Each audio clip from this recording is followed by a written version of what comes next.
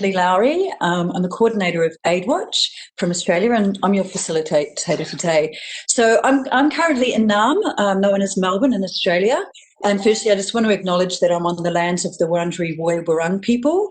They're the traditional owners and custodians of this land, and I recognise their continuing connection to land, water and culture, and I pay my respects to elders past, present and emerging, and recognise that their sovereignty was never ceded. So welcome again to this workshop, Climate Emergency Action in Post-Pandemic ASEAN. So in this workshop, we aim to discuss the impacts of the ecological crisis on the different sectors and how these have worsened under COVID. More importantly, we want to draw recommendations from you, the participants, to address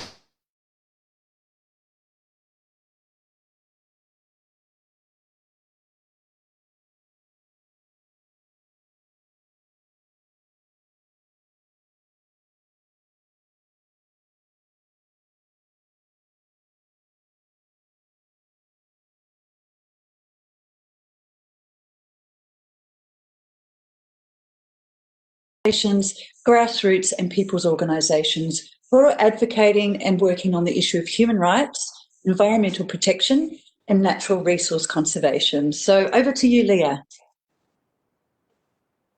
All right, I'll just share my screen. So again, good morning to everyone and good day for those from different time zones. So thank you for joining our workshop today under the conversion space of ecological sustainability. So our topic today is very timely since the pandemic has affected all parts of the world. And we would like to emphasize how much this is actually an environmental issue and not just a health issue. So I will be discussing COVID-19 and the ecological crisis. So just an overview of the COVID-19 pandemic. It was already declared as a pandemic this year, early in March. So we have already more than 9 million cases of COVID in the ASEAN countries.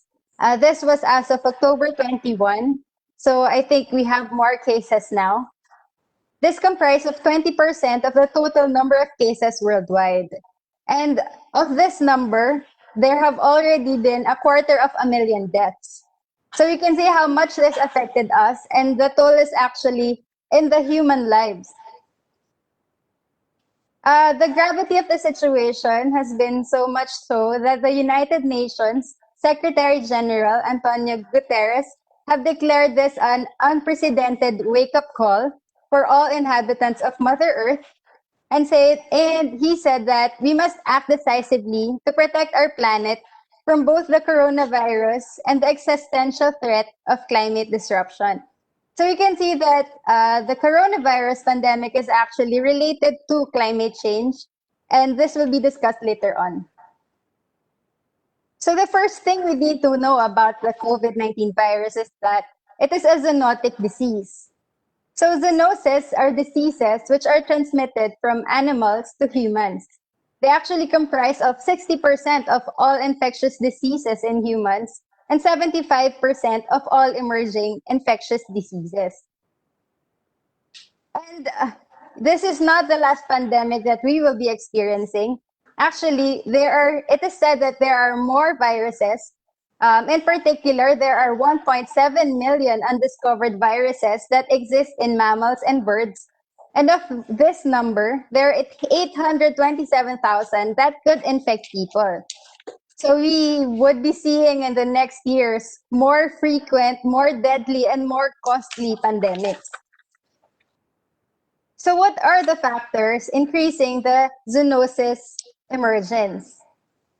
So it should be emphasized that actually these factors are man-made, or these come from the activities of humans. This includes deforestation and other land use changes, illegal and poorly regulated wildlife trade, intensified agriculture and livestock production, antimicrobial resistance, and climate change. So what are these destructive activities that cause destruction of ecosystems and disturbance of habitats? So in these pictures are a few of them. So in the upper left side, you can see the Oceana Gold mining operations in the Philippines. The open pit mine actually used to be a hill that was disseminated for the mining operations. And in the next picture, these are forests that were cleared to make way for agribusiness plantations. So if you have already seen in the news, the pictures of the orangutans in Indonesia are the common images that comes to mind when it comes to clearing a forest for plantations. There are also dirty energy projects such as coal-fired power plants and the construction of like mega dams or large dams, which submerge forests and causes the clearing also of forests to make way for the actual structure. So all these projects, you can see that although these are human-made, it is not caused by all humans. It is actually caused by big corporations, both local and foreign, who seek to have profit through utilization of natural resources. And it is mostly the marginalized and vulnerable sectors who are affected. In many cases, these are the indigenous people who are living in the upland forested areas, the farmers, and also women who depend on the natural resources for their survival. So aside from its impacts on humans, we also have biodiversity loss. The biodiversity or the diversity of species makes it difficult for pathogens to spread rapidly. So if there is high host species diversity, this can reduce disease risk called the dilution effect. So this point is very important to ensure that we protect the habitats of different species. And there is also climate change. The warming of temperatures and deforestation is said to increase the possibility of more malaria outbreaks, and the habitat destruction, for example, of bats, is seen to cause the heightening incidences of Ebola. So we can see there the relation of preventing climate change and preventing emergency diseases. Aside from that, we have already seen the increasing poverty caused by climate change. And this is further aggravated by the pandemic. So according to the World Bank, it is seen that the COVID-19 pandemic would add as many as 150 million extreme poor by next year. So we have already been living in dire situations because of the socioeconomic conditions. And then it was worsened by climate change. And then it was further worsened by the COVID-19 pandemic, which is actually also related to the environmental destruction. That is the same reason for climate change. So according to the lead scientist who studied the relation of the ecological crisis and the pandemic, he said that the same human activities that drive climate change and biodiversity loss also drive pandemic risk through their impacts on our environment. So we have to understand that protecting the health of humans is not at all different from protecting our environment. So from the different presenters later, they will be discussing the impacts of the ecological crisis and the pandemic in their own sectors. So I will turn them back to you, Natalie. Thank you. Yeah, thank you, Leah, so much for your presentation on the impact of COVID to climate change and all sector. Sorry, because Miss Khanh is the facilitator of this session. However, she is on the way, so I will be in charge her for some minutes. Kính thưa các anh chị đang tham dự hội trường, do là chị Khanh là đang là điều phối cái phiên này, nhưng mà chị cũng gặp một chút vấn đề khi mà di chuyển, thì em xin phép được.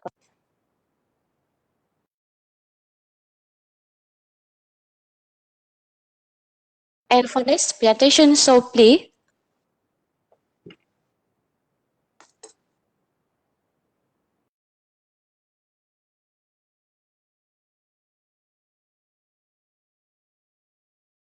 And for next presentation, Danica, right? Sorry, I'll continue from here. Thank you. So I just want to thank Leah for that really insightful presentation. And just to remind, if you have any comments, please leave them in the chat box, as it'll be open later for an open discussion. So moving forward, our next presenter is Noor Min. She is the director of POINT, which is Promotion of Indigenous and Nature Together. So POINT was formed in order to fill the gap of promoting the rights of Indigenous people, along with increased awareness on environmental related knowledge.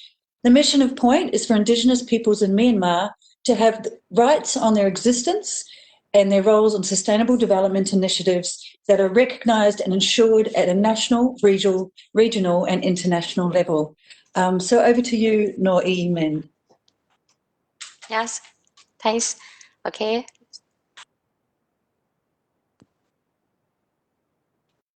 Okay, I'll do the PowerPoint sharing now.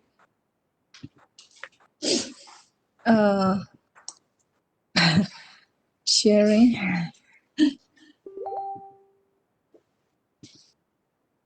to do,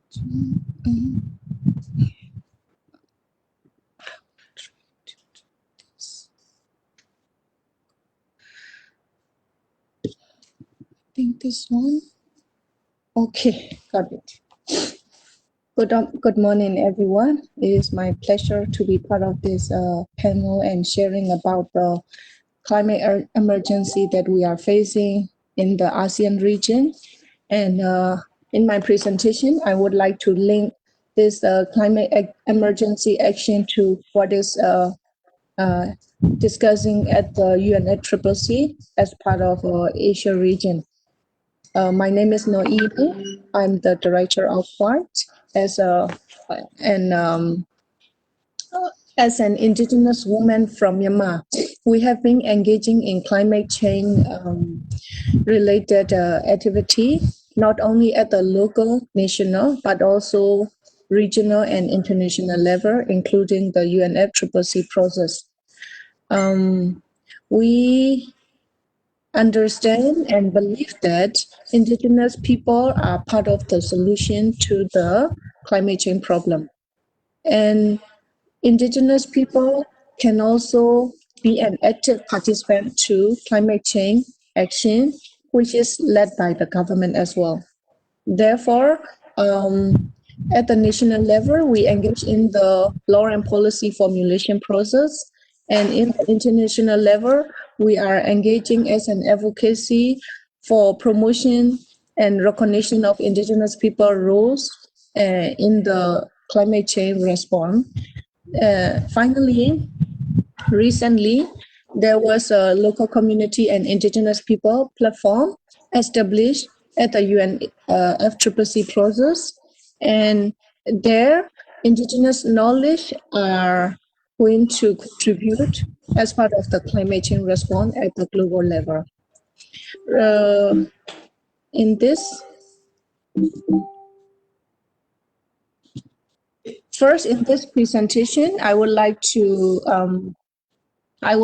share the view and recommendation on the engagement of Indigenous people in the climate policy formulation and implementation at local, national, and international level, which is the submission of POINT made together with AIPP, which is a regional organization, Asia Indigenous People Pact, working for Indigenous people movement in the region, and another organization called IGIR, Indigenous Working Group for International Affairs, which is also the international organization working for Indigenous people movement at the international level. We have done a joint submission to UNFCCC. First of all, trying to link with today's presentation, Myanmar, Thailand, and Vietnam are all ASEAN countries. We are part of the top 10 affected by extreme weather event during 1999 and 2018. And with the first presenter already mentioned, with this pandemic, no, we are much more prone to more natural disaster as well as all other consequences happen from this from this COVID-19 pandemic. And we are also the country which is prone to flood, typhoon, drought, loss of water, table, earthquake, all those disasters.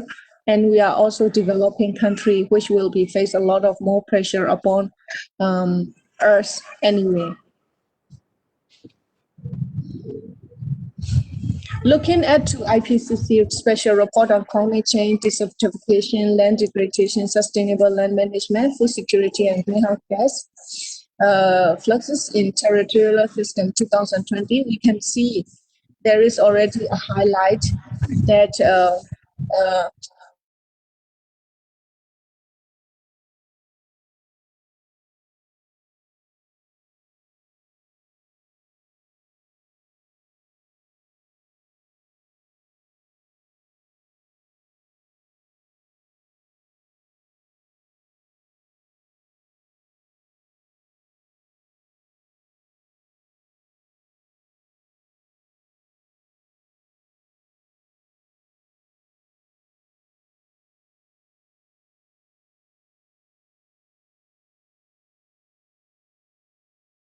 so here, local and indigenous knowledge that I already mentioned and our collective action can achieve positive adaptation and mitigation outcome.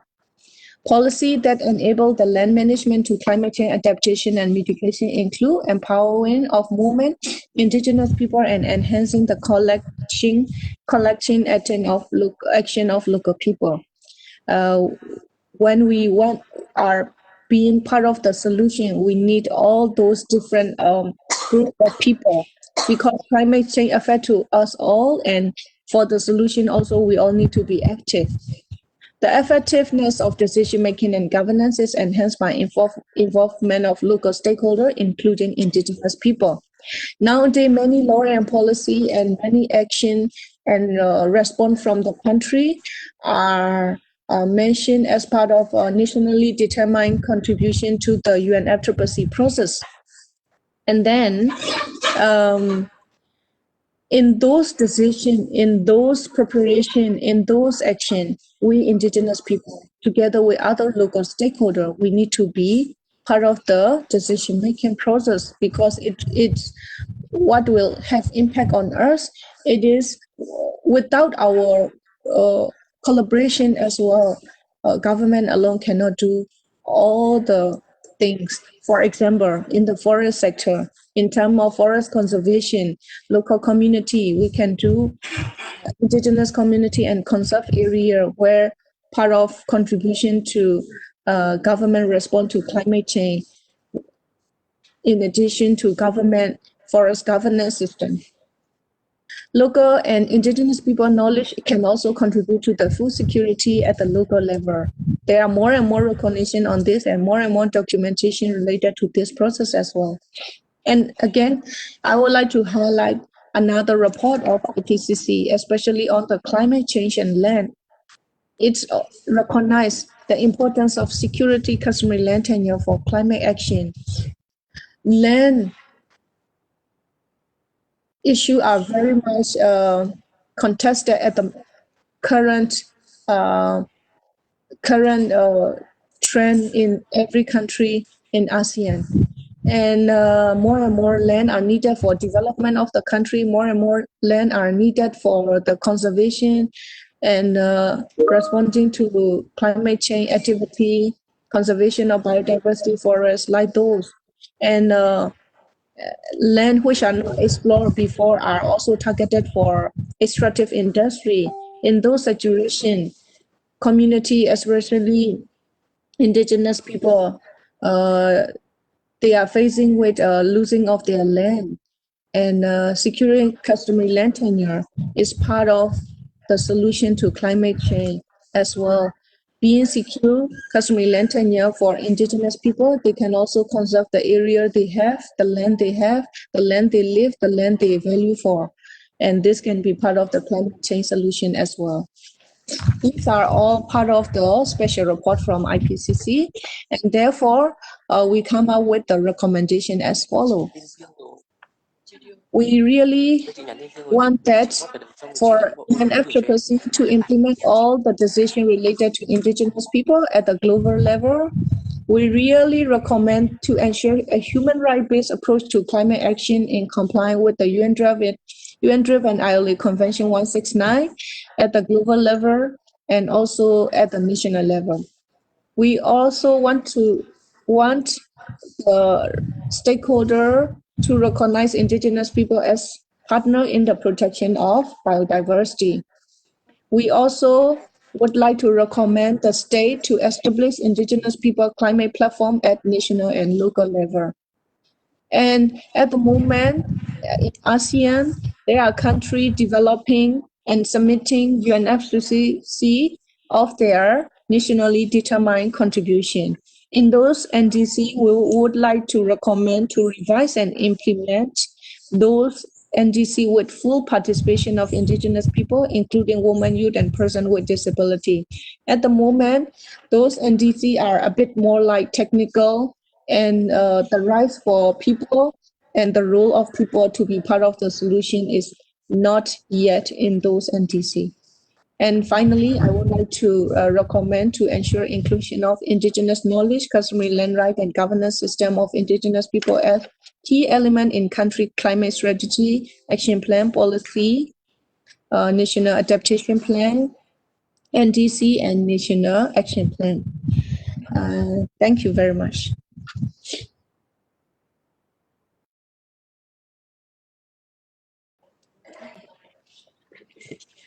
Yeah, thank you so much for your presentation on the impact of climate change to not only for all sector, but on the for the human and for the indigenous people. And now our country and how to say have a lot of efforts to build up, to build and develop the NDC and some plan for the action for climate change. Next, so we will see a video, quick video. On the impact of climate change. So please help us to show the video.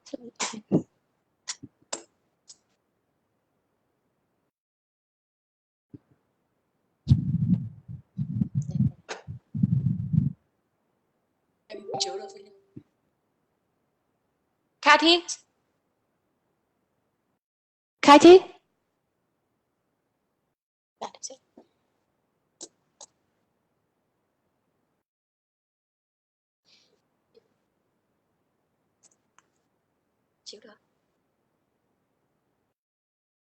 So wait some minute for the technical support.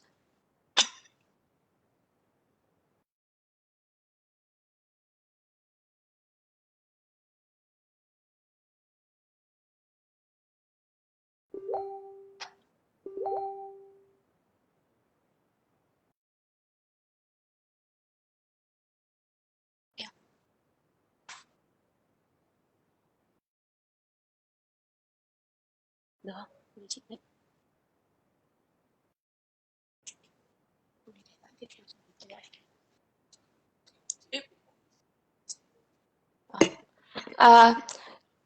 Kathin? Hello, Kathin? Hello. Yes, I need access. Yeah, do you have the video? Yes, I have the video. I need the access. At least I think it was passed on to the host again. Wow. Okay. Catherine, can you share from your side, from your screen? I need the access to share screen.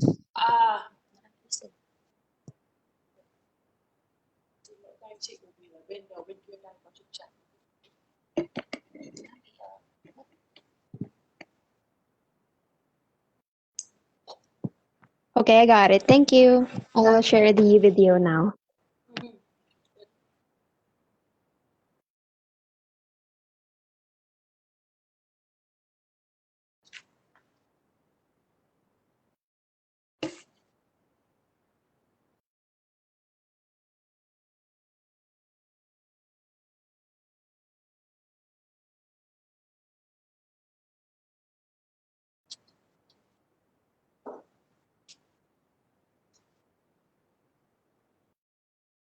So it's okay, Katrin? Video can show now?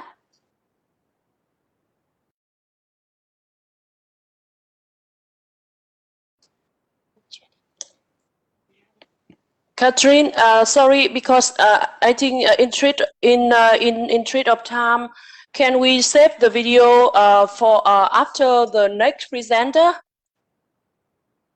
Okay, I'll pass the screen share to the next Okay, presenter. yeah, I think sometimes technical problem is not as we expect. So can I invite Dimas? Dimas, are you ready? I'll Yes, I'm transfer ready. the shares. Yes, yes. So the screen is yours now. Okay, thank you.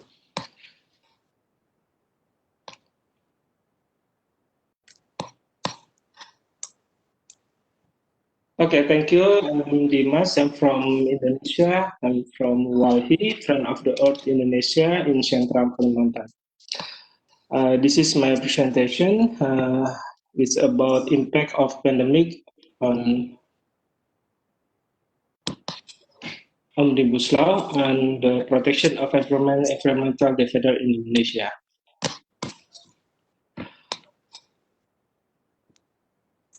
On March, for the first time, the government announced 2 cases of positive COVID patient in Indonesia. Unfortunately, many observers as the government response in handling this pandemic is still considered not fast enough, causing the spread of cases that have rapidly spread throughout Indonesia. It has been more than 8 months since the COVID-19 pandemic has been running in Indonesia, but until now there are no signs that the transmission of the coronavirus can be fully controlled. The total number of COVID-19 cases in Indonesia has now reached more than 425,000 people as of the announcement of the first patient on March.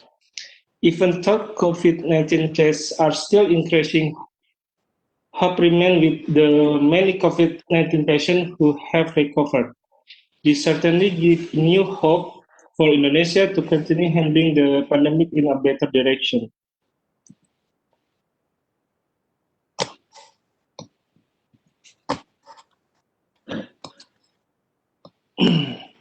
uh, Acquisition and land grabbing still occur during a pandemic.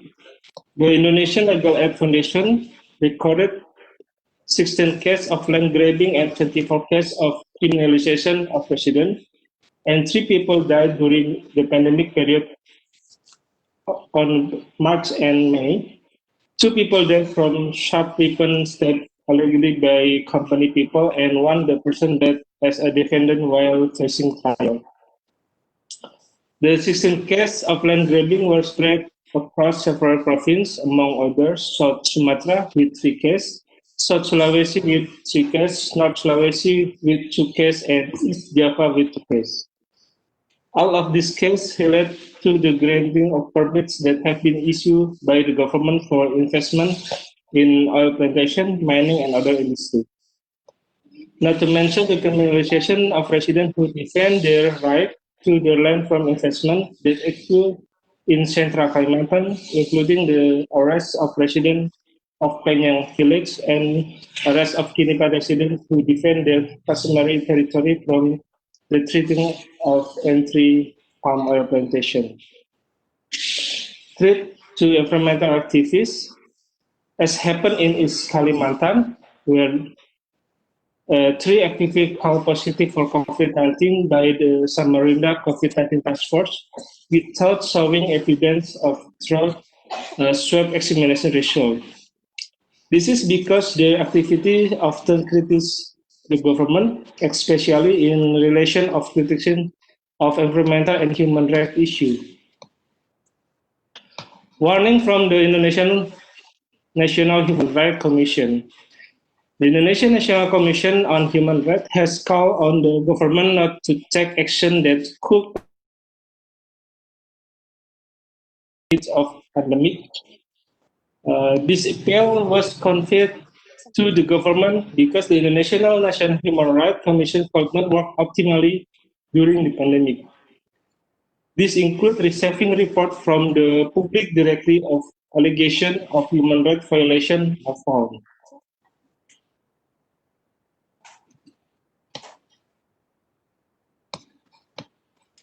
There are several policies that have drawn criticism from civil society issued by government during the pandemic. There is policy issued by the government not related to how to process the handling COVID-19 pandemic, but rather to open its investment which will have an impact to the loss of land right in the community and environmental damage. Food estate policy draw criticism. In the midst of COVID-19, the government used the issue of food crisis as one reason to accelerate the food estate project in central Kalimantan and Papua.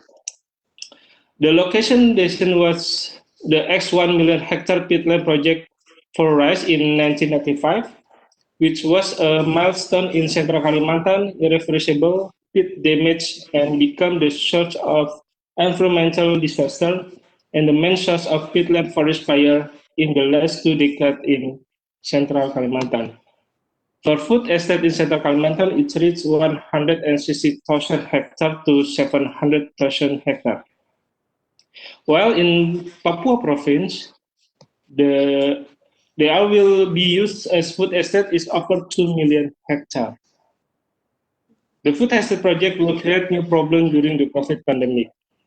Civil society coalition against food estate in Central Kalimantan and Papua has reminded the government several times that the plan of conversion forest area and areas managed by the people for food industry land will not only destroy nature, but will deforestation will occur and will sacrifice the sustainability of the life in the indigenous people of Kalimantan and Papua. Many experts from various universities have given opinion and warning that the development of food estate will cause huge loss for Indonesia.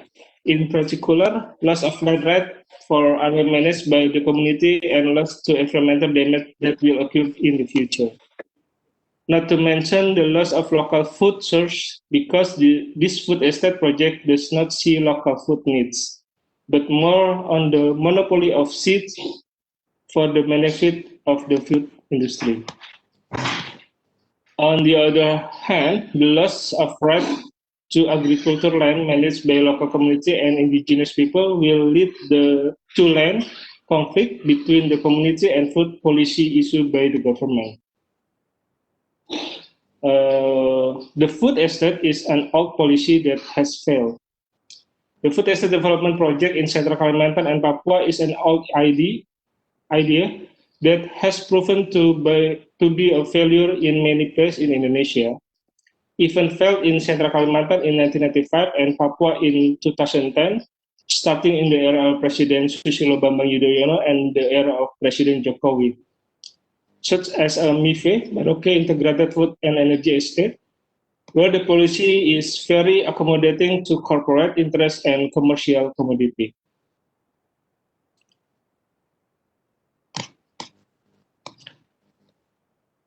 Public disclaimer of Omnibus Law in Indonesia. Since last February, the government has submitted a draft Omnibus Law to Indonesia House of Representatives. The draft law contains simplification of 79 law and 1,288 articles. Civil society organization as this draft law has the potential to threaten the sustainability of the environmental, indigenous people, and laborers. Several articles in the law to ensure environmental safety were actually deleted on the pretext of making investment easier. This has led to protests in Indonesia. Reason to reject the Omnibus Law in Indonesia, there are several strong reasons why this law was rejected by the people in Indonesia, resulting in massive demonstration in various regions. One, to legitimize investment that destroy the environment, ignore the investment of the people and indigenous people who are more environmentally friendly and more prosperous. Two, the drafting of this law was flawed in procedure because it was carried out in a closed manner, without the participation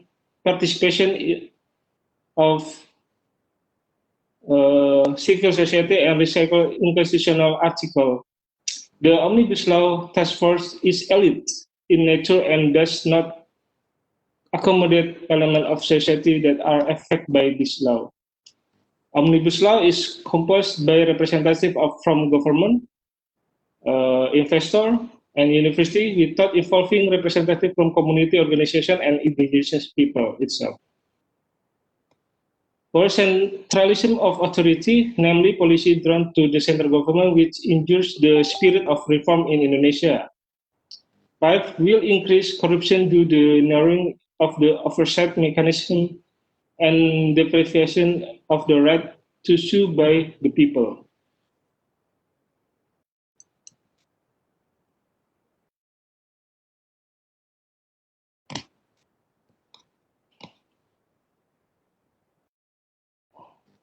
Six, confiscation and destruction of people living space in the name of development and economic interest.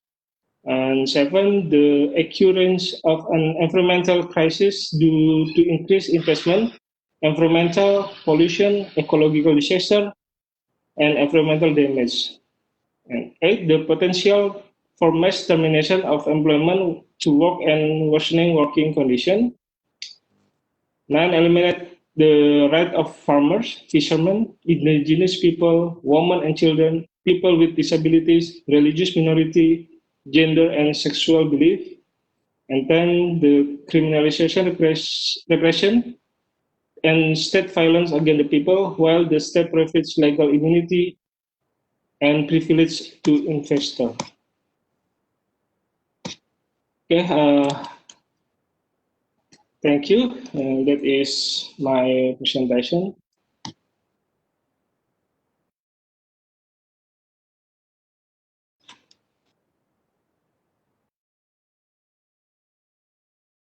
Thank you so much. And now I would like to hand over the moderator's role for Leah May and Alonzo. So please, Leah. Yes, Nat, you can start already. Okay, thank you, everyone. And I just want to say thank you to the last two presenters, Nor Min from Myanmar, a brilliant presentation that I think in this context, you know, the Indigenous knowledge really needs to be part of the solution to climate change and their participation in climate action, particularly in this sort of COVID pandemic that we've been in. And Point has done really amazing work, not just locally or nationally and regionally, but they're really pushing internationally for Indigenous people to contribute responses and strategies.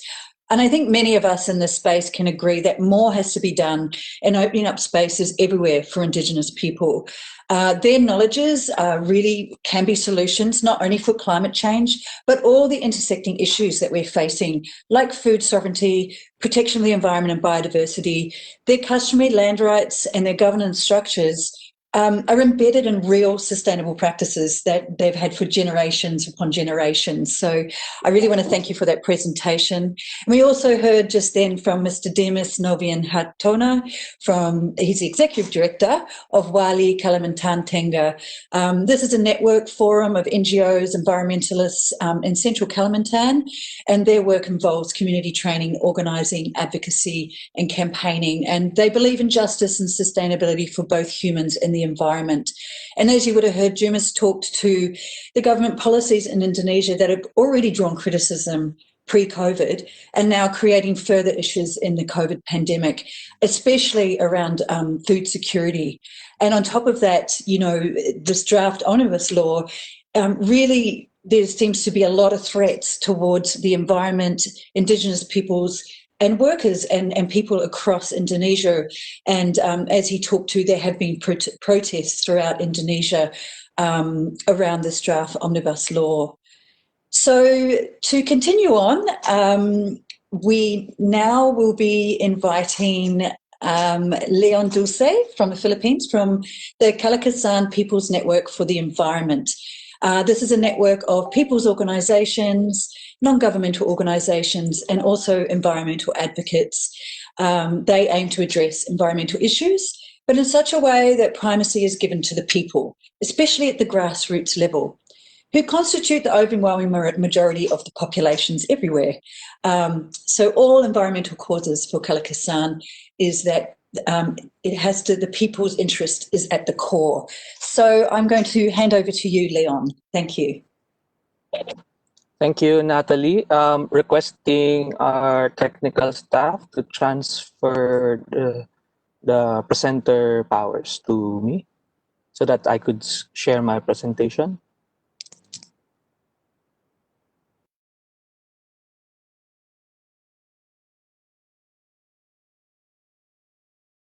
Can the host transfer the screen share powers to me? Thank you.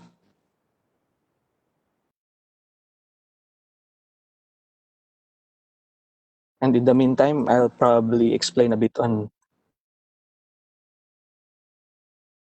I'm going to be discussing an initiative that we did here in the Philippines in response to the multiple layers of crisis that we are facing this year. I mean, 2020 is really that year where all kinds of crises in the planet came together in one slew of events and a series of unfortunate events, and it really brought down a lot of our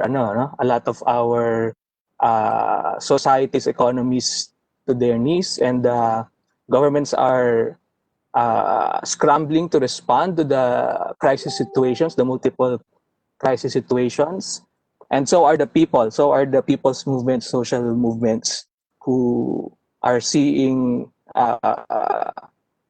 not only crisis but also opportunity to share the vision of what a truly just and sustainable society is amid the biggest evidence that the crisis that we are facing is basically a global system in crisis. No?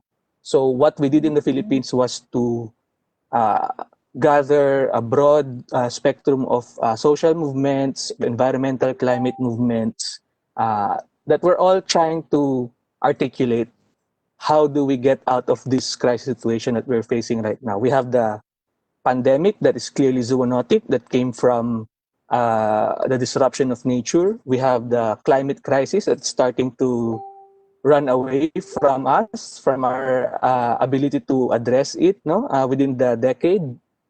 Then you have the multiple social political crises, and especially here in the Asian context, you have the rising trend of authoritarianism responding to the crisis, trying to protect their business as usual by all means necessary, including violence. So we came together and we launched the Planetary Emergency Initiative. It is a manifesto, but it's also a starting point for a lot of things. No? So it's a, if I recall correctly, it's a 10-point manifesto that presents an alternative vision for what can be done or what should be done in response to the multiple planetary crises that we are facing right now. And it's a vision that aims to unite as many social movements and as many communities as possible by trying to demonstrate the interconnection of the different problems we are facing in the single system that we're facing right now, a political, social, economic system that we're facing right now. So it's an alternative vision. It is also a reference point for trying to explain the different technical, economic, and socio-political crises we're facing. So it's a reference point for information, education, and communication. It is also a green print, a green blueprint for advocating policy transformation, the need for thoroughgoing policy reforms, and it's also a challenge. It presents a formidable challenge to business as usual leadership by demonstrating what needs to be done concretely and exposing if these action points are not being addressed in these crisis situations by the government leaderships that we have right now across the different countries in the world grappling with the different crises. So we set out with 10 points, and I'm just going to discuss the different points, how it all links together at the end as well.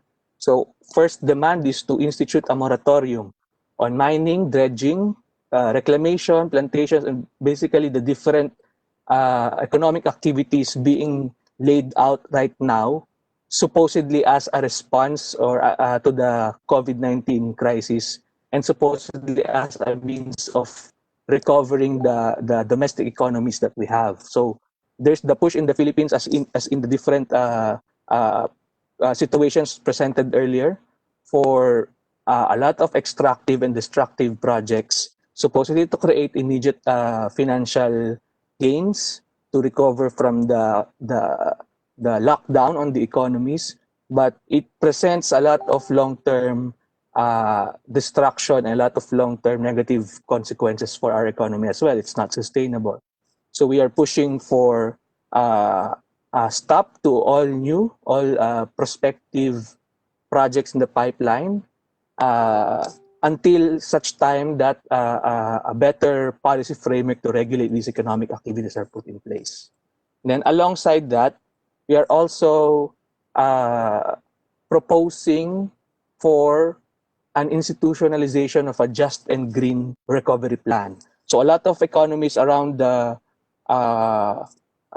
world has responded by coming up with economic stimulus packages, but a lot of these are targeted to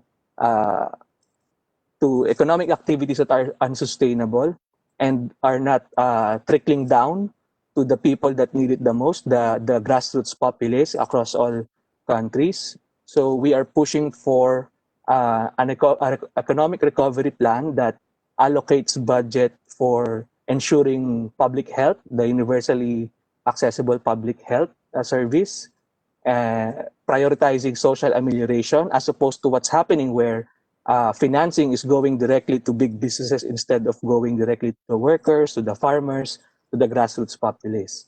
And it's also an opportunity to divert public funds, but also to direct private financing towards the transition of our economies to a more low carbon, nature-based, and needs-based economy. Basically, our economies were forced on its knees overnight. So it gives us an opportunity to start fresh, start anew, and we should restructure the way our economy is being run as we try to restart it. A third point in the manifesto was to recognize the role that environmental defenders have in addressing these multiple crises, even before the pandemic came. No? In the Philippines, for instance, we were able to estimate that the environmental defenders who face a lot of human rights abuses in the past few years actually served a role in protecting more than 6 million hectares of critical landscapes and seascapes in the Philippines. So this is, I'm sure, a trend in many countries across Asia, across the world, where environmental defenders are the first and last line of defense. No? The first and last line of defense for the environment, also for climate justice, and also for ensuring planetary health. So we push in this manifesto to recognize and to institutionalize protections and support for environmental defenders, and likewise to repeal authoritarian laws that are being leveraged to discredit and to crack down on critics and dissenters that include environmental and climate justice activists. Fourth point in the initiative is to really prioritize the restoration of our embattled biodiversity. Scientists have called for the protection of up to 30% of every country's natural spaces, and we emphasize the need that this protection should be in the hands of environmental defenders, especially of indigenous peoples and small farmers. No? Indigenous peoples hold 80% of all biodiversity in their ancestral lands, and small farmers hold 80% of all food production in their agricultural areas. So they should be the ones to be supported in enabling their community-based conservation and protection of nature in their areas. So in the Philippines, we are proposing for the doubling of the national budget for biodiversity and environmental conservation, and it should go directly to the frontliners, the environmental frontliners. Fifth, we also need to emphasize the need for energy transformation. Of course, we know the main sector that needs to be transformed, transitioned, if we are to avert the climate crisis in the aspect of climate mitigation.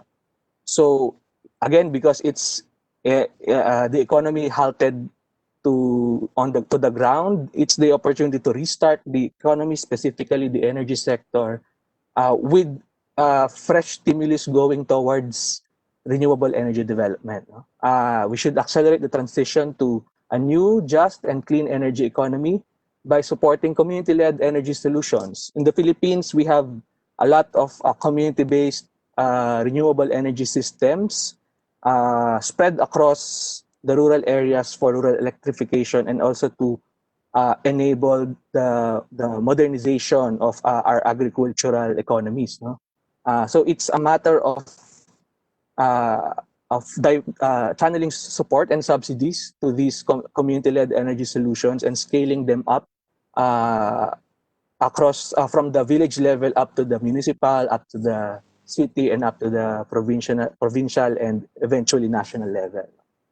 So there are a lot of proposals in the Philippines where you only introduce some, alongside the moratorium on coal, for instance, you introduce some fiscal incentives for these kinds of grassroots-led energy solutions. And immediately we could begin the underpinnings for an energy transformation. In the aspect of waste management, there's also the issue of increasing plastics and medical waste because of the shift in our consumption patterns caused by the COVID crisis. But at the end of the day, what we have seen in practice are community-level zero waste management models that successfully prevented the buildup of wastes in their respective communities during the COVID crisis, or minimize actually the waste in their community level. So like with the energy solutions, it is a matter of investing to scale up these waste management models instead of what is happening right now. There's market failure in our waste management economy in the Philippines. If it's no longer profitable for the private waste management companies, then they won't try to address the buildup of the piling medical and plastic wastes because of the COVID-19 crisis.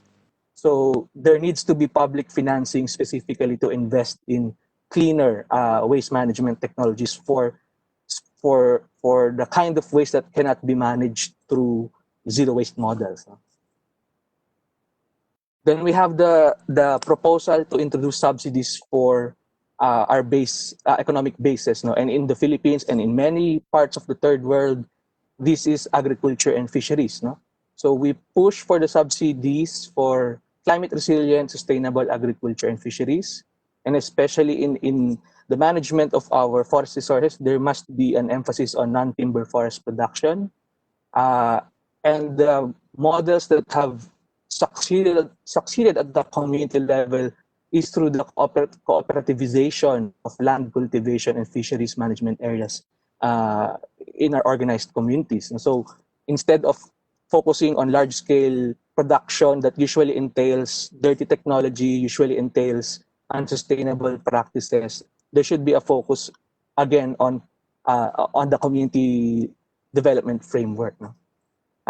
Then we also noticed that education and media institutions, because they are facing the day-to-day problems of the COVID-19 crisis, it tends to forget to discuss the environmental and climate context of the current crisis that we are facing in their media and education values. So we propose to expand environmental and climate education in media towards the inculcating of a culture of care for nature and active citizenship to resolve this planetary crisis. There's this tendency to focus, of course, on the immediate socioeconomic problems, but it is not necessarily divorced from the ecological problems that we are facing, especially in the Philippines. And I think this goes with a lot of Asian countries.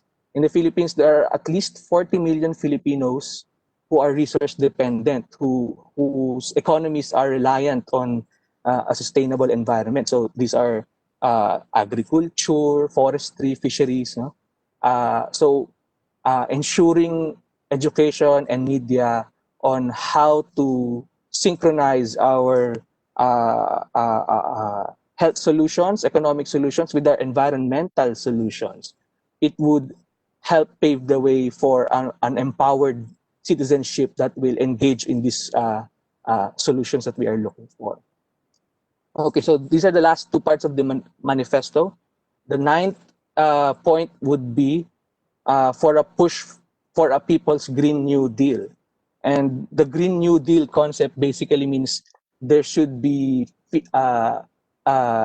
rechanneling of finance away from business as usual and towards just transition. And we say it's a people's Green New Deal because it must ensure that financing comes from the top 1% of society, of the global society. These are the corporations, these are the big business leaders, big government leaders, and to justly rechannel their accumulation of wealth towards the majority of the people. I distinctly remember a lot of statistics showing that the top 1% of our population actually holds resources or wealth equivalent to the bottom 50% of our world population, the poorest 50% of our world population. So redistribution of wealth is what we should achieve in the People's Green New Deal. And that will enable the poorest and most vulnerable people to the impacts of the pandemic and the climate crisis and poverty as well, to be more resilient and to be more adaptive to the situations that we are facing, and to be more empowered to democratize our societies. So specifically, we are looking for a mechanism to facilitate just compensation from the top carbon majors, top polluter countries, and towards explicitly to the poorest communities in the Philippines. There is this landmark basis where we could base our demands for just compensation in the Human Rights and Climate Inquiry conducted by the Philippine Commission on Human Rights. So it has determined that top polluter economies are accountable for human rights violations perpetrated against the victims of the climate impacts. And that accountability can be the basis for demanding compensation. As our experience was when we were able to successfully demand compensation for the victims of human rights violations from the Marcos dictatorship during the 70s and 80s in the Philippines. So it could be a way forward for our countries to demand justice from these polluters to fund the transition or the recovery of our economies. And lastly, there's the more strategic perspective of enabling a fast tracking of policy reforms. In the Philippines, it takes 10, 20, 30 years before any substantial policy reform happens. We've been pushing for a new mining policy in the Philippines to shift away from the extractive framework right now, but it's taken more than a decade, I guess.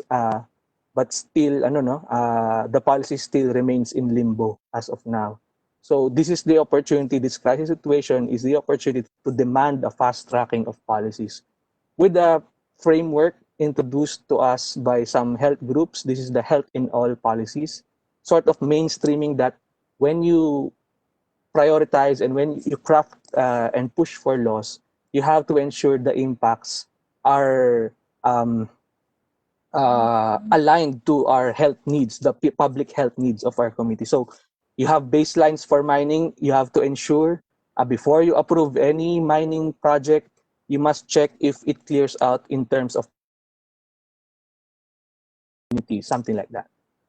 And then there's also the Philippine Green Print. The term is not actually new.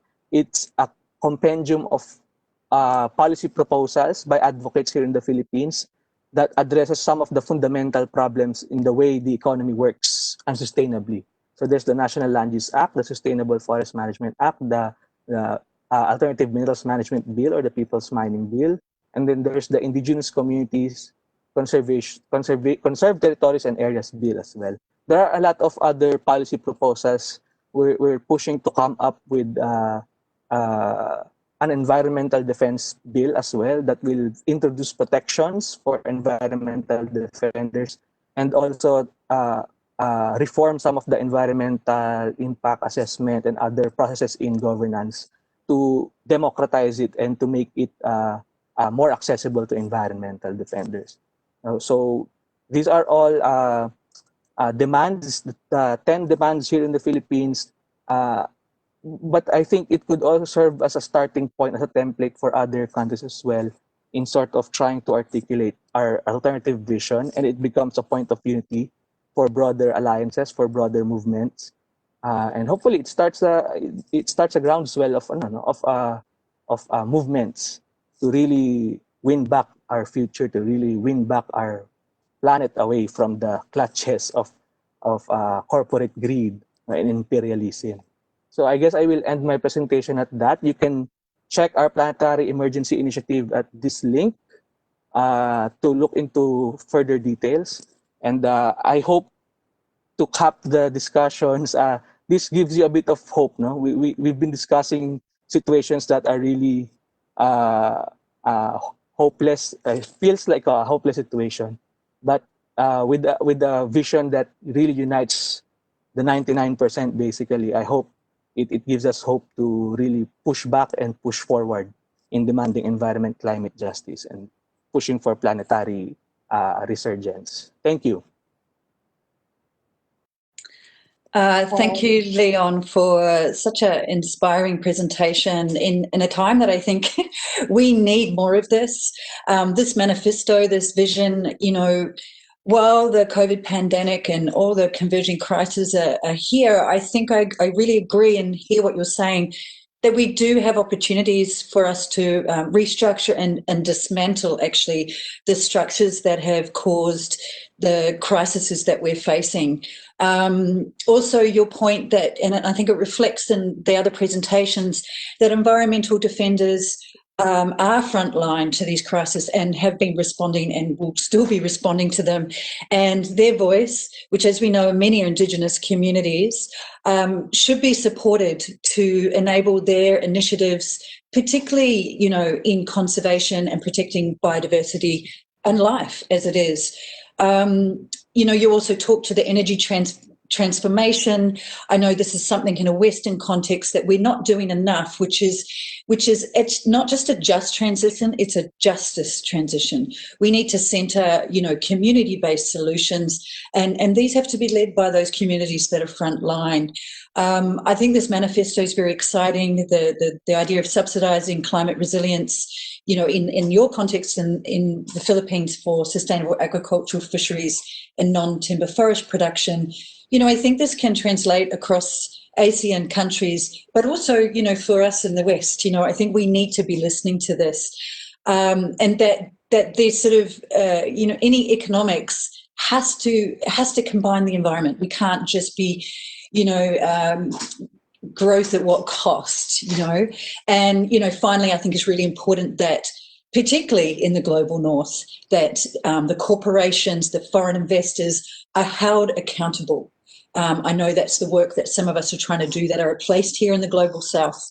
So this planetary emergency initiative is sort of like, you know, an overarching drive for a reset and a justice recovery, I guess. And I'm sure this is going to stimulate lots of conversation for our movements. And saying that, I hope that if you have any questions, please put them into the Q&A box, because we will open up the session. But before we do that, and I want to thank Leon and all the presenters, we're now going to move to a video which is from IBON International, and it's looking at climate justice. So over to the tech people to show that video. Thank you.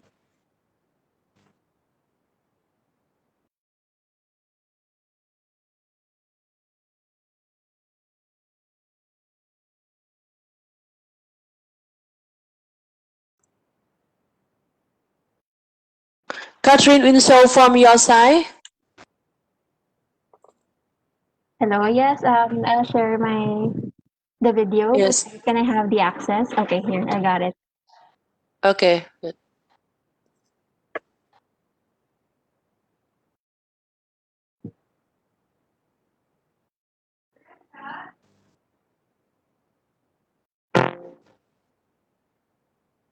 Okay yung sound? Nakasaan ko pa? There's no sound.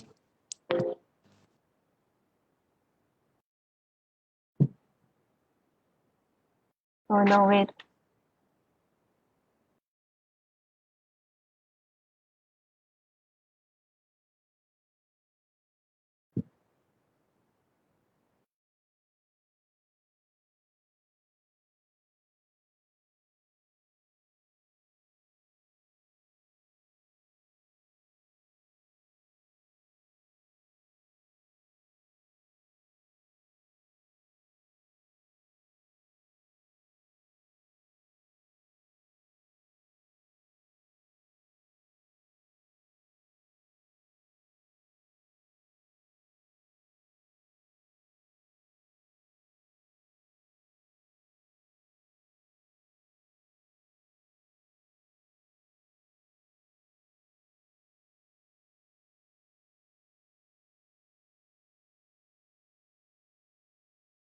Hi all, I think we're just having some tech problems with the sound, so just be patient and bear with us.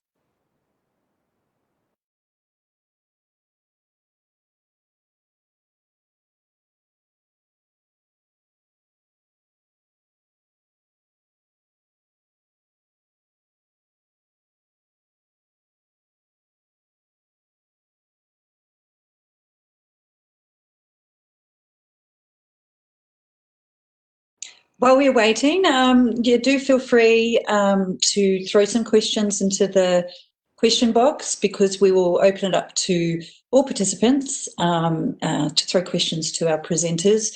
I'm sure there's a lot of questions that people have, or recommendations or thoughts towards the presentations that you're seeing.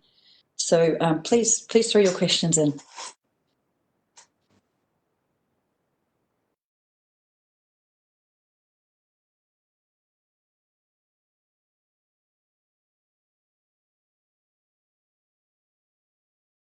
Hi, Nat. I think we're having problems with the audio. We can go on with the open forum. Okay, then. Sorry, everybody. So maybe if all the presenters could bring their video back on so I can see them all. At this stage, there's not many questions that have come in, but I have been thinking about questions. Excuse me, can I have a question? Sorry, who's asked? Who would like to ask a question? Yes, can I? Yes, of course. Yes, yeah, I am interested in the planetary emergency initiative. So Leon just share with us this initiative. Is that initiated by 350.org, right? And this is a concept, or is an action? I want to know more about how you implement this initiative and where it will be started. Okay, so Yes, 350.org Philippines is part of the initiating organizations. There are 32 different national and Metro Manila-based organizations that launched this manifesto. It's basically a document, but there is a lot of planned potential for it. So we're working to convert it into a legislative bill to be filed in Congress to really put pressure on government to start fast tracking the initiation of a just and green justice recovery, no? In the Philippines, because there are a lot of uh, recovery bills pushed by the government, but again the framework is to uh, allocate economic stimulus for business as usual activities. So more mining, more infrastructure that is in conflict with communities and with environment, so on and so forth. So we're really trying to push back against that kind of policy framework and to bring the narrative closer to the needs of the people. Aside from being an economic, a legislative proposal, we're also developing it as a petition that will drive support from, it will crowdsource support from the general public. So it's already hosted in the website of 350 for soft launching, and it will be we will develop advocacy strategies to really create public support for this manifesto. It's also a basis for dialogue. We're looking to set discussions based on this manifesto with government leaders as well in the executive. And it can start not at the national level. We're looking to talk with local government unit executives to maybe start introducing planetary emergency codes in their city or in their municipality or in their village level as well. Because we think there are a lot of existing policies, whether it's in the Constitution or any of the environmental climate national laws, where we could latch on. Basically, we could start from and sort of push the envelope on what can we assert through, of course, through people power, but also in coordination with friendly local government units, for instance.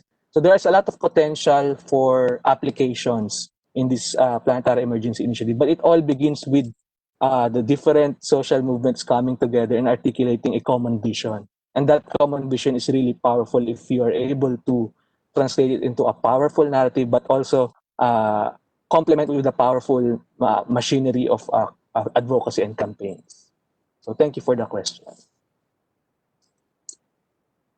We do have, so was there another question that you wanted to ask? No? We do have another question from one of our panelists here.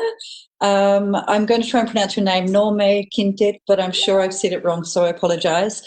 So the question is, according to research after pandemic, there will be high risk situation for climate. But during the pandemic, it seems more positive for climate because a lot of industries have stopped.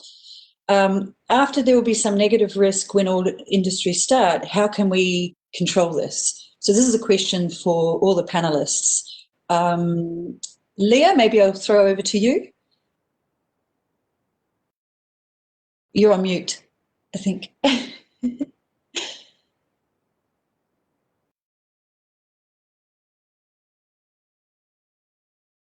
I think Leah's on mute. Maybe would one of the other panelists, Dimas, Leon, who else would like to maybe take on this question? So how could we control, the negative risks of industries as they start to open up more as the COVID pandemic sort of subsides? I think Leah is unmuted already. Okay, sorry, Right. Leah. So I think that's also the case for us here in the Philippines, wherein the many corporations took advantage of the situation. But I think the role of civil society organizations is very important here. since we are the ones who are like the watchdog for these kinds of situations. So an important thing is to document if we observe that there are still these kinds of incidences. And I think we can try to go to the local mechanisms and how to report these. So if there are certain corporations who are violating or still pushing for destructive projects, maybe we can go to our environment departments or environment ministries of our country. And maybe we can also go to the national human rights institutions if we see that this is necessary. And if these fail, we can always try to go through the United Nations mechanisms like reporting to the special rapporteurs. But I think the most important thing here is that local communities are united and that they strengthen their local organizations so that all these mechanisms that we go through, the legal procedures, are supported by people's campaigns. First of all, it's very important that local communities are aware and educated of their environmental and human rights so that these could be the basis for our complaints and our recommendations and also our campaigns to protect the environment and our rights. Yes, so. Thank you, Leah. I think there's some really good points in there. I wondered if Noi Min or Dimas had any contributions to that question.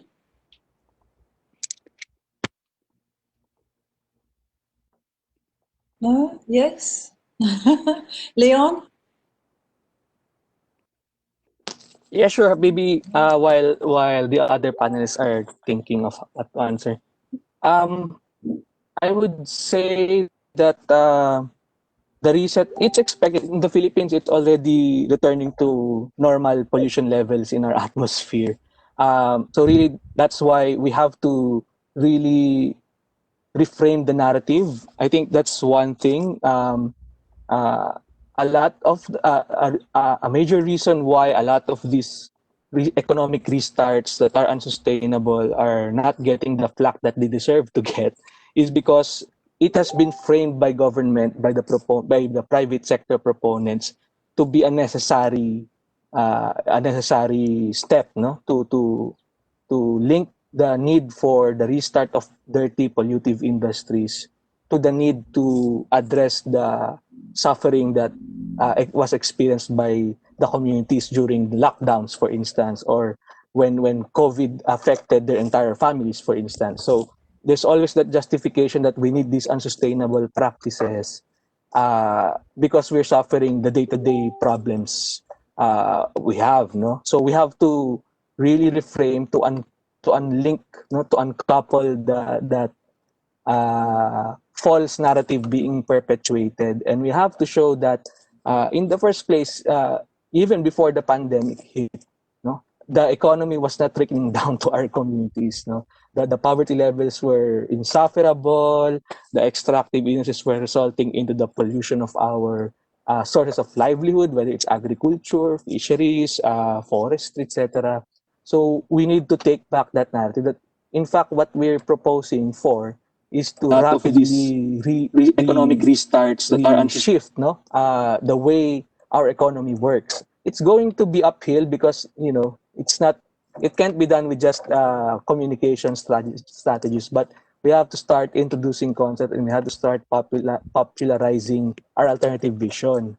And as I said, transforming the vision into a narrative and narrative into action. So, for instance, it's important to look at how visions for a moratorium on mining is being expressed right now in an ongoing people's barricade against the Canadian-Australian mining company OceanaGold in the northern province of Nueva Vizcaya here in the Philippines. So you have to link that vision to real-life struggles ongoing right now. So you can see the valiant efforts of indigenous people in the Philippines still resisting large-scale mining amid the pandemic crisis. So that's the expression of that vision, no? So we have to start broadening that vision and linking it to struggles on the ground. So I agree with what Leah said, that there's emphasis on civil society and especially on the people's movements, the grassroots movements on the ground. So yes, that's my 2 cents. Thanks, Leon. Nor, are you able to unmute now? Are we still having some issues?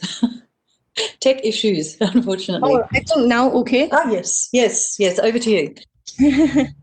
Yeah, it is true that in many countries, after certain crises happen, there are a high emission of carbon because many countries are eager to speed up their economic process with all the loss they have faced. No, so what we have to be aware is that. All our activity, we should not forget about climate change because like this pandemic can happen anytime again with all other challenges. So there is a need for looking at to the sustainable development goal that every country is doing and the actual action coming up along with those goals. And for Indigenous people, we are always there to be part of the solution, and more climate problem are asking for more and more participation of all stakeholders. So we should not see each other as like a opponent or things like that. We should collaborate more and promote more of the collaboration and combine effort to combat the climate change and related pandemic happening. That's thank you. Nat, maybe I can add a bit more as Sure, well. Leon, sure. Yeah, so you probably know that we just suffered this year's worst typhoon on record for the year. It really showed that the climate crisis never went away when the pandemic crisis arrived. No, so what we saw right now are people who were already poorer than before because of the COVID crisis in the region of the Bicol region here in the Philippines, and then that state of poverty and vulnerability was met with Category 5 super typhoon. And so a lot of the villages that were already suffering under the yoke of the pandemic are now experiencing the washout of their rice fields, the washout of their homes. They don't have electricity, they don't have communications right now. So it's a cautionary tale that I think we should really expose to the world and show that if we do not start shifting our economic practices right now, there's going to be more of this. There's going to be more of a super typhoon Rolly that we experienced that will happen to other nations as well. The Philippines was just the first one. No? Typhoons are year-round, so and it reaches entire Asian region as well. So I think those are moments in our recent history that we should really expose to the world and leverage for creating political will to shift our economies. Dimas, I see you're on. Did you want to respond to that as well, and particularly in terms of the Indonesian context? Okay. Yes, thank you. I agree with Leah and Leon and me because in Indonesia, the network expansion in condition surveillance of industry that have an impact on climate change. Unfortunately, in our country, the importance of improving the economy is the main policy rather than environmental problems.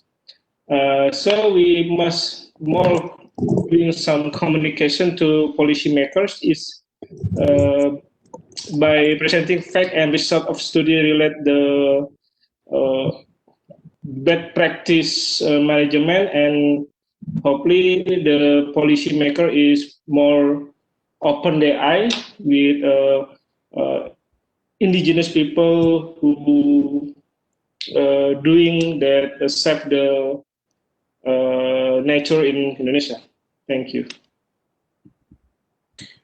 Thank you, everyone. I don't know if anyone has any further points, but I feel like there was, a lot kind of talked to there. And it does come back to, while this pandemic is caused so many impacts for so many people everywhere, it is a moment of opportunities and to kind of really strengthen our movements, movements across movements, within movements, to really make sure we can take on these challenges as much as we can, as maybe our countries in different parts are starting to open up, although we still seem to have a way to go with the COVID pandemic. I'd like to know, we have another question here. It's from Vanna from Oxfam in Cambodia. And Vanna's question is, how can APF 2020 can support and encourage policies, laws, enforcement that I guess make ASEAN governments compliant with the United Nations Declaration on the Rights of Indigenous People, the UNDRIP, especially around, I guess, customary and land rights. I'm wondering, I know, Noor, that you said you have a bit of noise in the background, but I'd be keen to throw this question to you, considering the work that your organisation is doing. Are you all right to take that on? You seemed fine when you came on before, so I'm going to throw that to you.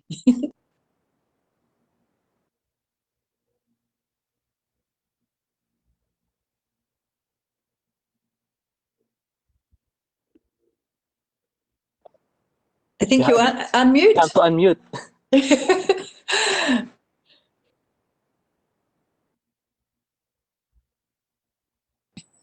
Yes. Okay, thank you. Someone need to help me. I cannot do myself. I don't know why. Yes, ASEAN is very much important in the region as an association because many governments are here together as an ASEAN level also.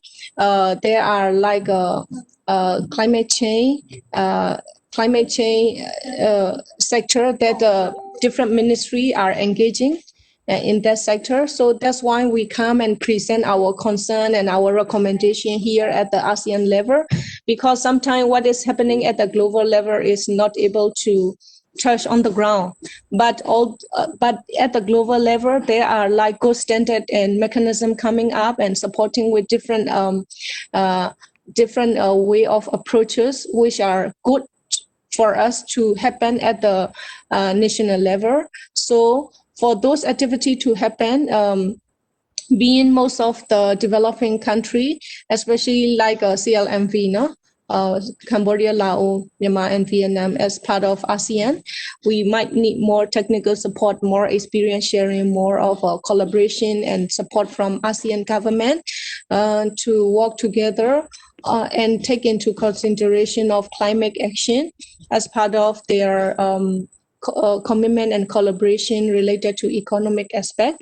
And we even heard that last year ASEAN People Forum, they are discussing about environment as another pillar.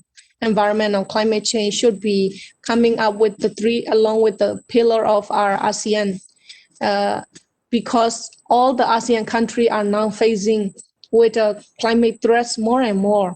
And if we continue with these threats and all the existing challenges happening at the country level, ASEAN countries should push forward of this fourth pillar of environment and climate change as part of their movement and collaboration further. Thank you very much. And for Indigenous people, we are trying to engage all possible way at the ASEAN level as well, especially ASEAN intergovernmental panel action work related to human rights section as well. Thank you.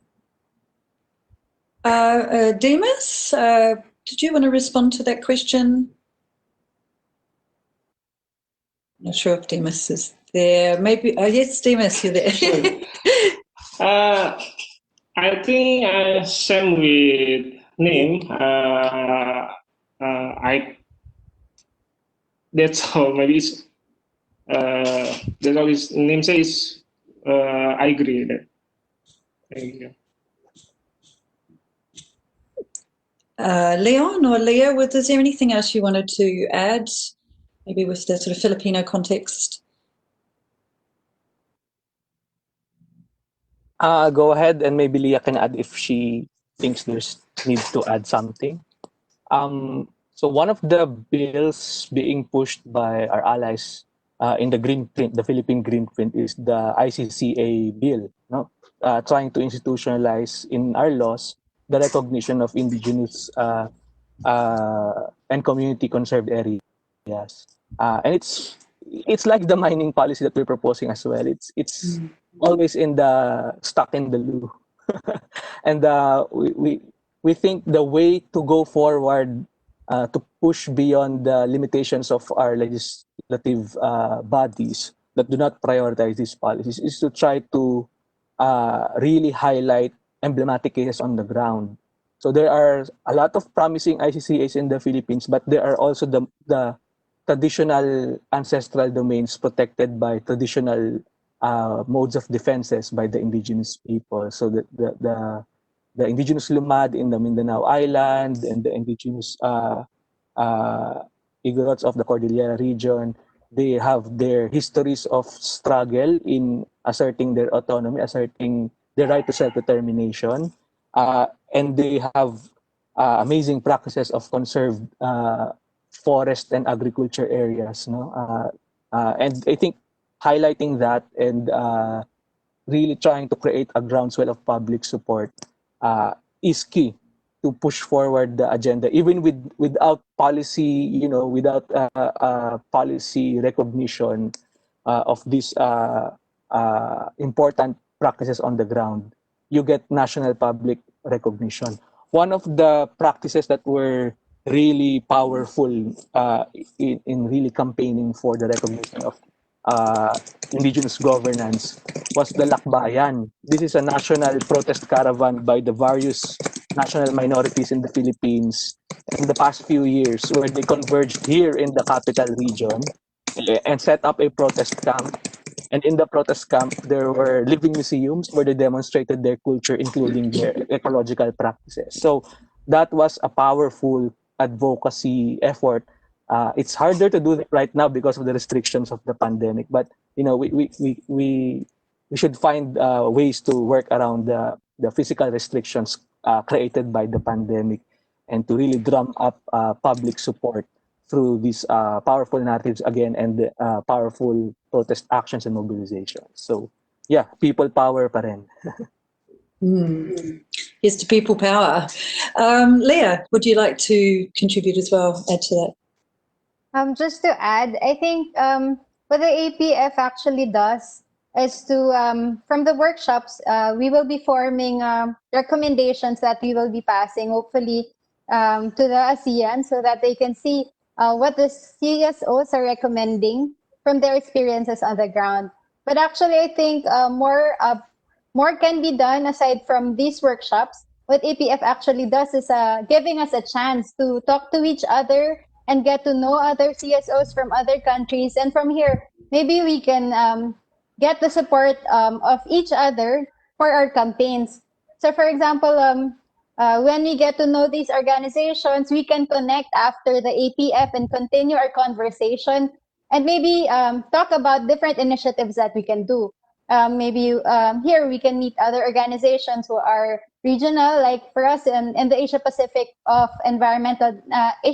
Network of Environmental Defenders, and from this we can also continue to connect, keep in touch, and maybe think of ways to help each other. So more than what recommendations that we can do, what APF actually gives us an opportunity is to connect to each other. So I think we should look beyond this APF workshop and think of what we can do for the next coming months, even up to the next APF. So I think AA wants to add something. Is it okay for the tech to unmute her?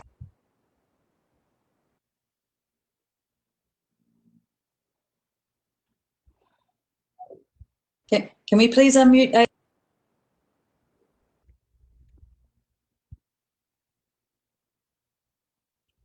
Hello.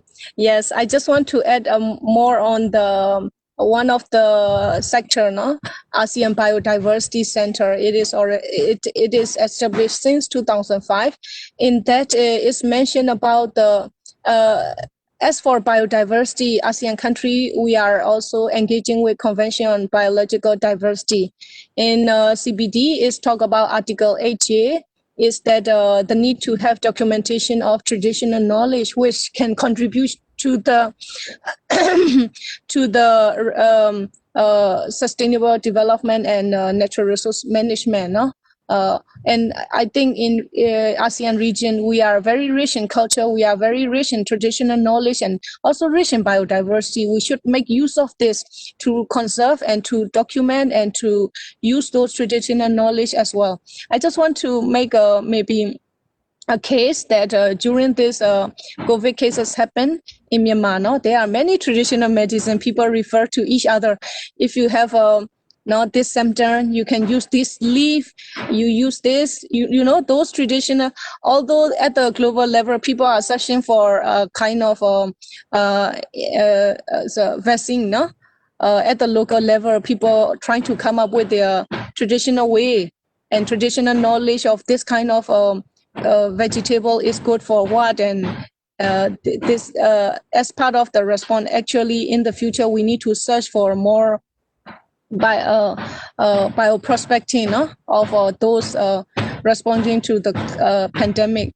So as part of ASEAN can also already have this biodiversity center, and APF should discuss how to make use of those existing mechanisms also to promote and to respond to climate change as well. Thank you. Thank you once again. You know, I think that importance of Indigenous knowledge and the diversity of that knowledge, you know, in the different contexts we live in, is even here in so-called Australia, you know, I work with Indigenous elders who still hold a lot of knowledge around their own medicines, and it's sort of ignorance on behalf of us white people that we have often either stolen that knowledge or we are not listening. So I think it's such an important point. Dimas, I just want to see, I know you are having trouble hearing, but we can hear you loud and clear, and I've put that question in. So if there was anything you wanted to contribute before we move on, just let me know. Maybe not. So okay. We do have, oh, you do? Yes? Yes. Okay. Yes. Sorry. I will try to answer about the question about omnibus code, including the election of environmental law in Indonesia. We think the omnibus law, there will be many environmental problems related to the omnibus law in Indonesia, where the provision of land for the mining industry, plantation, palm oil, and forestry industry will be open wide. On the other hand, this omnibus law also facilitates the licensing sector and eliminate several policy in terms of saving the environment. The full responsibility of the company when environmental damage occurs because their activity are eliminated. So, government in Indonesia gives some immunity for the corporation and make people in Indonesia, include indigenous people, will lose their land. Thank you.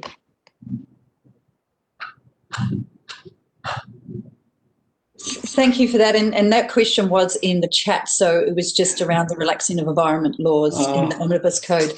So thank you, Dimas. I think you spoke very well to that. So we don't have any more questions. I do invite people. We do still have a good amount of time, but I have a question for the panelists while we wait for some other questions. So this is to all of you. So how do you think the repression of environmental defenders has affected environmental protection? I think we have talked to it, but I'd love to sort of pull out some more from each of you in terms of your own kind of regional, your own country context as well as the region.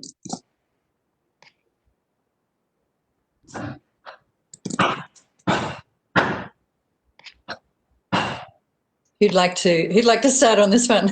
Who wants to go first? I can go first. You go first, Leo. Okay. So the Philippines, we experienced not so much a decrease. There was a decrease in cases of environmental defender killings, probably because of the entire pandemic, diverting some of the attention away from the state, which the state prior to the pandemic contributed to 69% of all environmental defender killings in the Philippines. So probably had their hands full with the pandemic going on. But the strategy of the state to repress environmental defenders only shifted So during the pandemic, they really leveraged the lockdown laws that were supposed to be part of the uh, strategies to control the pandemic, but was used to also restrict the movement, the speech of environmental defenders and other human rights defenders in the Philippines. So what happened was a lot of defenders were restricted while the government had the free reign to really push their agenda in terms of policy, in terms of the executive, in terms of controlling the narrative through media. I mean, 24 hours of briefings from the spokesperson of President Rodrigo Duterte. Of course, you're going to hear a lot of bullshit about human rights defenders and about environmental defenders in the Philippines because they're the only ones dominating the media at that time. And then you may have heard of them closing down the biggest independent media conglomerate in the Philippines that was critical about the regime. No? So we're facing a lot of those attacks, those that crack down on our liberties. But what we've been doing has been to really try to work around the restrictions. So of course, social media is big in the Philippines, but only a significant minority of our population has access to it. So the people in the rural areas have less access to this medium for them to express themselves and for them to articulate their criticisms and their narratives. But we've maximized this space to really raise concerns about how the pandemic was being handled, how heavy-handed the handling of the pandemic was. No? So we were able to really generate a lot of noise around the passage of the terror law. And we don't, the anti-terrorism law, or we just call it the terror law because it's more state terrorism than anti-terrorism. So the terror law was, we think, railroaded during this time when people can't go to the streets and protest. People cannot speak out much about what's happening because of the pandemic. And it was really meant to stop the checks and balances. So it goes hand in hand with the economic recovery strategies of pursuing more mining, pursuing more coal, pursuing more infrastructure at the cost of lives and livelihood of people. So I think one great practice was the leveraging of international solidarity to amplify the voices of people restricted to the margins because of the COVID situation.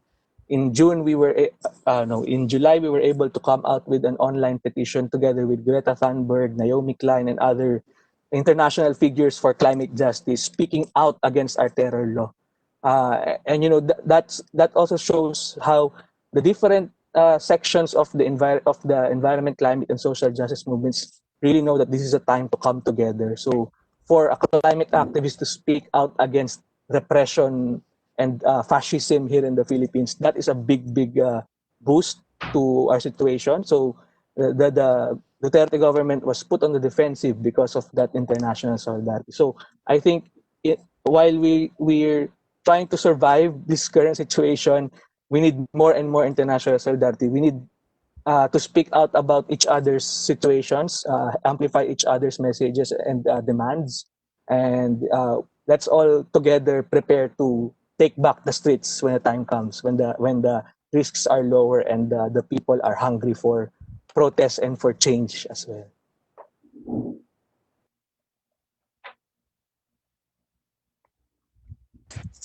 Okay, I just want to time check.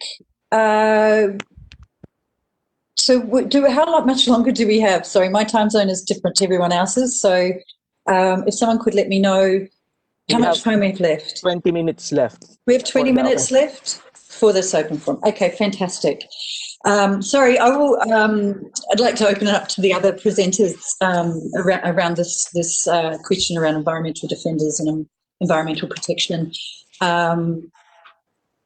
Dimas, would you like to talk to this? Hi.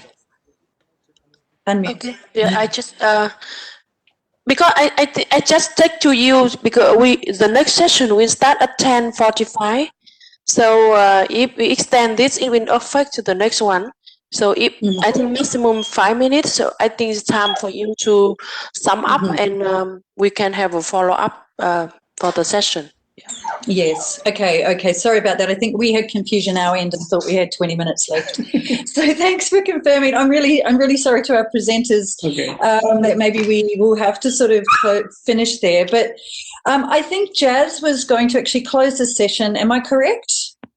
Yes, Natalie. So I'd like to hand it over to Jazz to maybe sort of round up, and I want to thank all the presenters and all the participants for today. I think there's some a lot of concerns for us, but also a lot of solutions that I'm hearing for ASEAN regions. So thank you, everybody.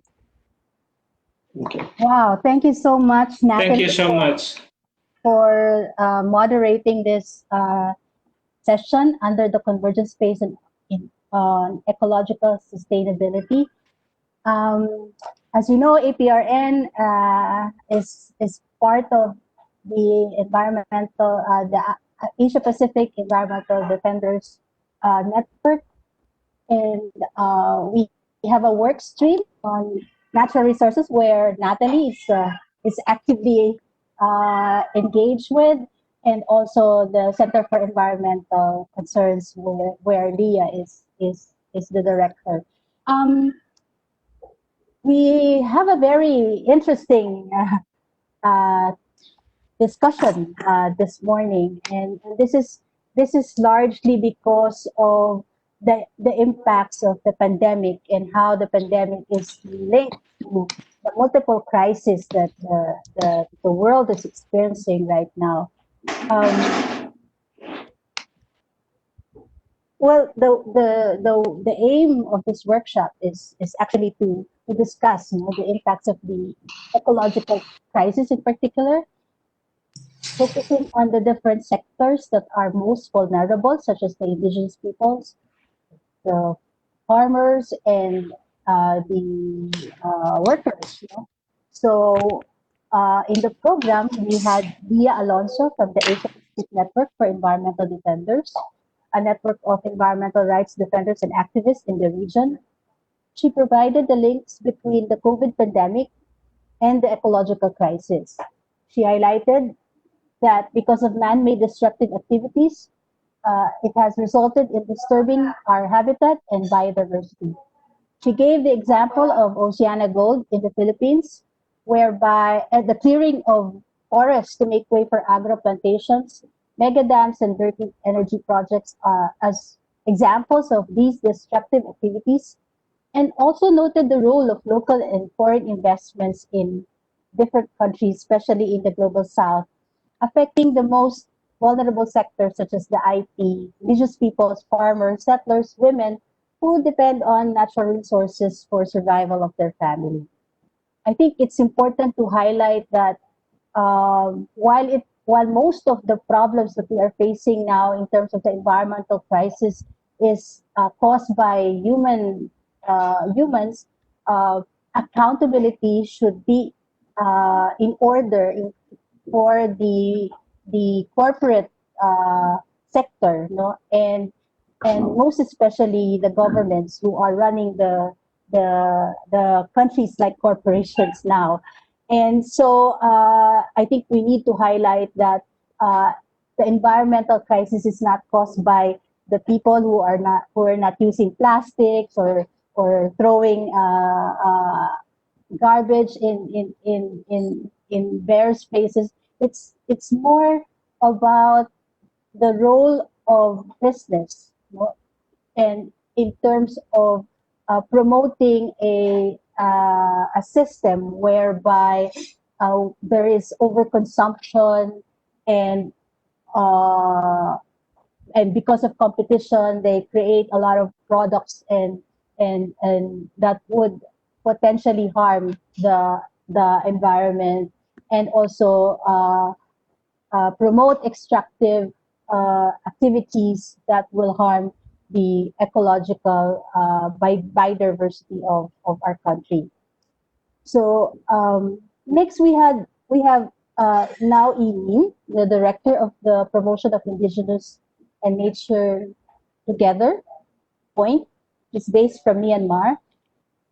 She is an Indigenous person who provided the linkage between the rights of Indigenous peoples in sustainable land management, involvement in policy decision making, food security, Indigenous knowledge, and provided some good examples in the context of Indigenous knowledge in terms of adaptation and mitigation actions to climate change.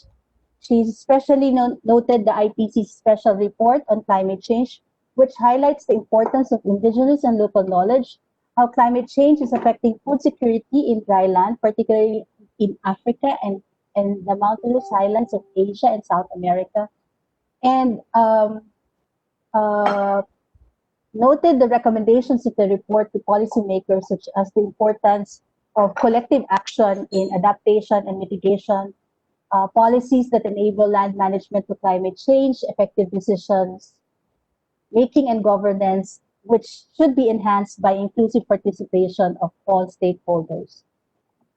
She also shared with us the recommendation of the joint submission of the Asia Pacific Indigenous Peoples Network, whereby Point is a member, and the International Indigenous Peoples International Affairs, noting that many countries in Southeast Asia are in the top 10 countries affected by extreme events, which includes the implementation of UNFCCC decisions related to Indigenous peoples, ensure human rights-based approaches to climate action, recognition of Indigenous peoples' climate platforms at the national and local level, revision and implementation of nationally determined contributions with full participation of Indigenous peoples, including women, youth, persons with disability, and other marginalized sectors. Ensure the inclusion of IP knowledge, customary land rights, and governance systems of Indigenous peoples as key element in country climate strategies and action plans. So from the example of local, national, and international engagement of Point, we also discussed the effects of food policies and labor policies, particularly in Indonesia, wherein Dimas Hartono, the director of WALHI, which is the Friends of the Earth Indonesia, he provided us the impacts of the pandemic situation in Indonesia, particularly how the government of Indonesia has weaponize the COVID response in terms of continuing supposedly the backdrop policies of food estate system, which has been highly criticized by civil society organizations in Indonesia in the guise of responding to the so-called food crisis in the country. Sorry, Jazz, just have to let you know that the organisers want us to close up. So just giving you a time check because the next session will start. Sorry. Okay. Apologies. Right. Okay. He also mentioned about the controversial omnibus law, which was passed by their Congress, that can potentially threaten the sustainability of the environment in Indonesia, particularly impacting on indigenous peoples and workers in the country. Lastly, Dulce from the Kalikasan People's Network for the Environment has shared a groundbreaking initiative in the Philippines called PLANETARY Emergency Initiative, which is an alternative vision for broad people's unity and action, a reference point for information, education, and communication, and a green print for policy advocacy that challenges corporate power in governance. So, I think I urge you to look it up at the website 350.org, Planetary Emergency, to get more information about this very important and potential initiative that can bring together different CSOs and people's organizations to counter the onslaughts of policies that affects us during the pandemic and even after, and to put forward a justice recovery for the whole world. So with that, I'd like to thank everybody for your active participation, and we hope to see you in the plenary session where we shall be reporting the proceedings of our workshop tomorrow. So thank you very much and have a good day. Thank you, and hope we keep in touch. We have to move to the next session now. Okay. Và xin cảm ơn quý vị đại biểu, bởi vì cái phiên này cũng do trục trặc kỹ thuật ban đầu cho nên nó kéo dài hơn so với thời gian dự kiến. Và cái phiên tiếp theo của chúng ta sẽ bắt đầu vào lúc 10 giờ 45. Quý vị có thể tranh thủ để lấy trà cà phê và sau đó thì chúng ta sẽ quay trở lại. Và bộ phận hỗ trợ kỹ thuật thì giúp chúng tôi để các đại biểu tham gia phiên sau bắt đầu được kết nối vào.